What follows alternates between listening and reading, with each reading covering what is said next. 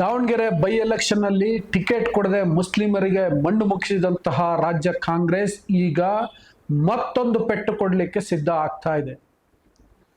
Speaker UT Khader ಕೆಲವೇ ದಿನಗಳಲ್ಲಿ ರಾಜೀನಾಮೆಯನ್ನ ಕೊಡಬೇಕಾದಂತ ಪರಿಸ್ಥಿತಿ ನಿರ್ಮಾಣ ಆಗಬಹುದು.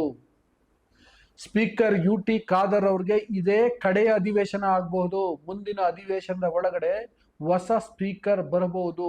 ಆ ಸಾಧ್ಯತೆಗಳು ಕಾಣಿಸ್ತಾ ಇದ್ದಾವೆ.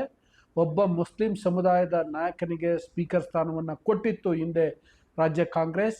ಈಗ ಅದನ್ನ ಕಿತ್ಕೊಳ್ಳಲಿಕ್ಕೆ ಹೊರಟಿದೆ ಅನ್ನುವಂಥ ಮಾಹಿತಿಗಳು ಬರ್ತಾ ಇದ್ದಾವೆ. ಕಾಂಗ್ರೆಸ್ನ ಉನ್ನತ ಮೂಲಗಳು ಈ ಮಾಹಿತಿಯನ್ನ ತಿಳಿಸ್ತಾ ಇದ್ದಾವೆ.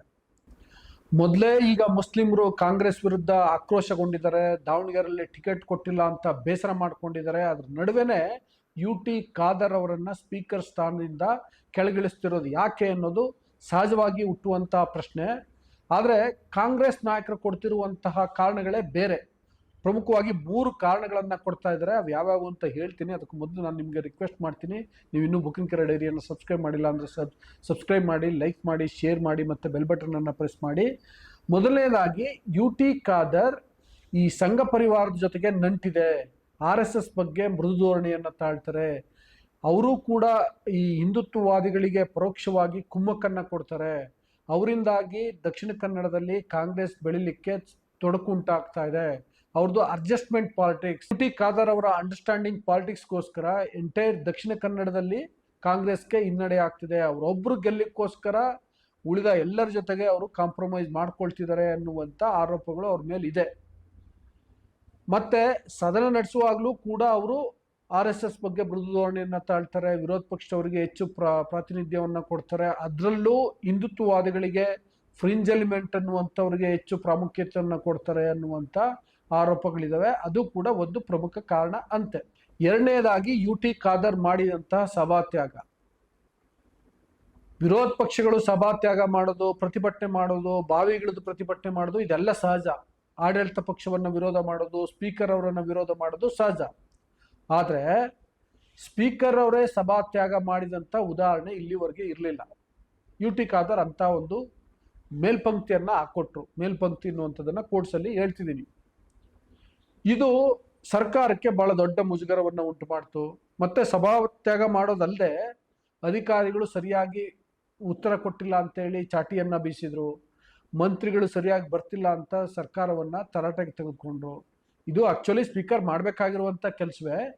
ಮಂತ್ರಿಗಳು ಸರಿಯಾಗಿ ಬರಲಿಲ್ಲ ಅಂತಂದ್ರೆ ಅವ್ರಿಗೆ ತರಾಟೆಗೆ ತೆಗೆದುಕೊಳ್ಬೇಕು, ಮುಖ್ಯಮಂತ್ರಿ ಜೊತೆ ಮಾತಾಡಬೇಕು, ಬಿಸ್ನೆಸ್ ಅಡ್ವೈಸರಿ ಕಮಿಟಿ ಮೀಟಿಂಗಲ್ಲಿ ಅದರ ಬಗ್ಗೆ ಸ್ಟ್ರಿಕ್ಟ್ ಆಗಿ ಇನ್ಸ್ಟ್ರಕ್ಷನ್ ಕೊಡಬೇಕು. ಅದೆಲ್ಲವನ್ನ ಮಾಡಲೇಬೇಕು.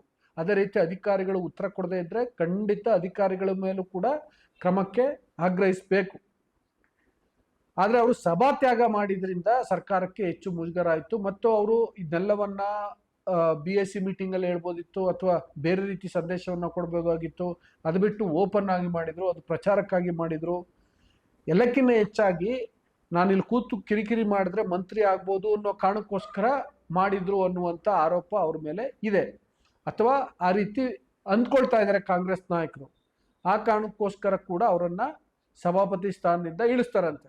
ಆ ಕಾರಣಕ್ಕೋಸ್ಕರ ಅವರನ್ನ ಸ್ಪೀಕರ್ ಸ್ಥಾನದಿಂದ ಇಳಿಸ್ತಾರಂತೆ.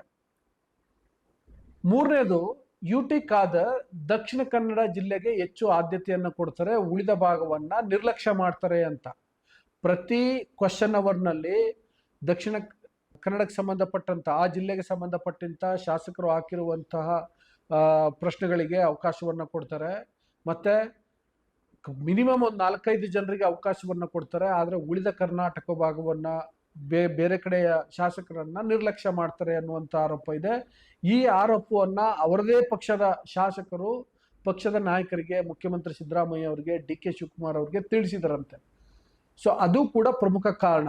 ಅದಲ್ಲದೆ ಬೇರೆ ರೀತಿ ಚರ್ಚೆ ಆಗುವಂಥ ಸಂದರ್ಭದಲ್ಲೂ ಕೂಡ ದಕ್ಷಿಣ ಕನ್ನಡದ ಶಾಸಕರು, ಅವರು ಆಡಳಿತ ಪಕ್ಷದಲ್ಲಿರಲಿ ಅಥವಾ ವಿರೋಧ ಪಕ್ಷದಲ್ಲಿರಲಿ, ಅವ್ರೇನಾದ್ರೂ ಕೇಳಿದ್ರೆ ಅದಕ್ಕೆ ಅವಕಾಶವನ್ನು ಮಾಡಿಕೊಡ್ತಾರೆ, ಅವ್ರ ಮಾತಿಗೆ ಅವಕಾಶವನ್ನು ಮಾಡಿಕೊಡ್ತಾರೆ. ಆದರೆ ಉಳಿದ ಭಾಗದ ಶಾಸಕರು ಕೇಳಿದ್ರೆ ಇವರು ಕೂತ್ಕೊಳ್ಳಿ ಅಂತೇಳಿ ಕೂರಿಸ್ತಾರೆ, ಸಮ್ಟೈಮ್ಸ್ ದಬಾಯಿಸ್ತಾರೆ. ಫಾರ್ ಎಕ್ಸಾಂಪಲ್ ನಯನ ಮೋಟಮ್ ಅವ್ರಿಗೆ ರೇಗಿದ್ರು. ಪ್ರದೀಪ್ ಈಶ್ವರ್ ಅವರು ಪ್ರಶ್ನೆ ಕೇಳಿದರೆ ಅದಕ್ಕೂ ಉತ್ತರ ಕೊಡಿಸ್ತಾ ಇಲ್ಲ, ಪ್ರಶ್ನೆಗಳಿಗೆ ಉತ್ತರನೂ ಇಲ್ಲ, ಜೊತೆಗೆ ಅವ್ರಿಗೆ ಮಾತಾಡ್ಲಿಕ್ಕೂ ಅವಕಾಶ ಇಲ್ಲ. ಈ ಫಾರ್ ಎಕ್ಸಾಂಪಲ್ ಬಜೆಟ್ ಮೇಲೆ ಮಾತಾಡಬೇಕು ಅಂತ ಅವಕಾಶವನ್ನು ಕೇಳಿರಂತೆ, ಅದಕ್ಕೂ ಕೂಡ ಕೊಟ್ಟಿಲ್ಲ ಅನ್ನೋ ಕಾರಣಕ್ಕೆ ಕಾಂಗ್ರೆಸ್ ಶಾಸಕರು ದೂರು ಕೊಟ್ಟಿದ್ದಾರಂತೆ. ಅದರ ಆಧಾರದ ಮೇಲೂ ಕೂಡ ಅವರನ್ನ ಸ್ಪೀಕರ್ ಸ್ಥಾನದಿಂದ ಇಳಿಸ್ತಾರೆ ಅನ್ನುವಂಥ ಮಾಹಿತಿಗಳಿದ್ದಾವೆ. ಈ 3 ಕಾರಣಗಳಿದ್ದಾವೆ. ಒಂದು ಅವರು RSS ಬಗ್ಗೆ ಮೃದು ಧೋರಣೆ ತಾಳಿದ್ದಾರೆ ಅಂತ, ಇನ್ನೊಂದು ಸಭಾ ತ್ಯಾಗ ಮಾಡಿ ಸರ್ಕಾರಕ್ಕೆ ಮುಜುಗರನ್ನು ತಂದ್ರು ಅಂತ, ಮೂರನೇದು ಪ್ರತಿಪಕ್ಷದವರಿಗೆ ಹೆಚ್ಚು ಆದ್ಯತೆಯನ್ನು ಕೊಡ್ತಾರೆ, ಅದರಲ್ಲೂ ದಕ್ಷಿಣ ಕನ್ನಡ ಜಿಲ್ಲೆಯವರಿಗೆ ಹೆಚ್ಚು ಆದ್ಯತೆಯನ್ನು ಕೊಡ್ತಾರೆ, ಕಾಂಗ್ರೆಸ್ ಪಕ್ಷವನ್ನ ನಿರ್ಲಕ್ಷ್ಯ ಮಾಡ್ತಾರೆ ಅಂತ. ಸೊ ಈ ಕಾರಣಗಳಿಂದಾಗಿ ಸ್ಪೀಕರ್ ಅನ್ನ ಕೆಳಗೆ ಇಳಿಸ್ತಾರೆ ಅಂತೇಳಿ ಚರ್ಚೆ ಆಗ್ತಿದೆ. ಇದು ಒಂದ್ ಕಡೆ ನಾನು ಆಗ್ಲೇ ಹೇಳ್ದಂಗೆ ದಾವಣಗೆರೆ ಬೈ ಎಲೆಕ್ಷನ್ ಅಲ್ಲಿ ಮುಸ್ಲಿಮರಿಗೆ ಟಿಕೆಟ್ ಕೊಟ್ಟಿಲ್ಲ ಅಂತ ಆ ಸಮುದಾಯ ಬಹಳ ಆಕ್ರೋಶಗೊಂಡಿದೆ. ದಾವಣಗೆರೆಯ ಫಲಿತಾಂಶ ಏನಾಗುತ್ತೋ ಗೊತ್ತಿಲ್ಲ.